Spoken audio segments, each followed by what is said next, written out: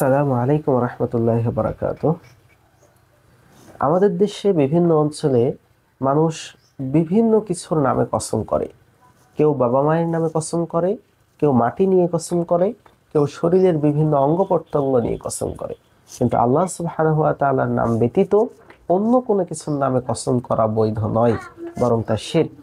রাসূল সাল্লাল্লাহু আলাইহি ওয়াসাল্লাম বলছেন, মান হালাফা বিগাইরিল্লাহ, যে ব্যক্তি আল্লাহ ব্যতীত অন্য কারো নামে কসম করলো, ফাকাদ আশরাকা, সেই ব্যক্তি শিরক করলো।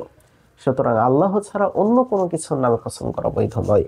আবু হুরায়রা রাদিয়াল্লাহু আনহু বলছেন, আল্লাহ নবী সাল্লাল্লাহু আলাইহি ওয়াসাল্লাম বলেছেন, লা তাহলিফু বিআবাইকুম, তোমরা তোমাদের বাবাদের নামে কসম করিও না, ওয়ালা বিউম্মাহাতিকুম, তোমাদের মায়েদের নামে কসম করিও না, ওয়ালা বিল আন্দাদ, কোনো মূর্তির নামে কসম করিও না, ওয়ালা তাহলিফু ইল্লা বিল্লাহ, শুধুমাত্র আল্লাহর নামেই কসম করবে, ওয়ালা তাহলিফু বিল্লাহি ইল্লা ওয়া আনতুম সাদিকুন, আর সত্যবাদী না হলে আল্লাহ সুবহানাহু ওয়া তাআলার নামে কসম করবে না।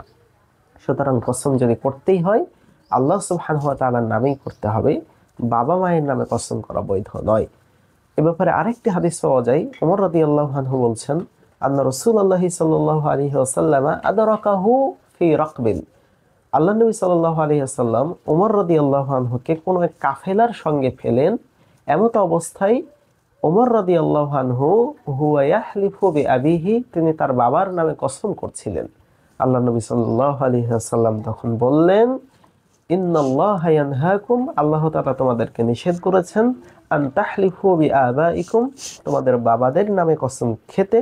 ফামান কানা হালিফান, সুতরাং কাউকে যদি কসম করতেই হয়, ফালিয়াহলিফ বিল্লাহ, সে যেন আল্লাহ সুবহানাহু ওয়া তাআলার নামে কসম করে, আও লিয়াসকুত, আর নতুবা চুপ থাকে।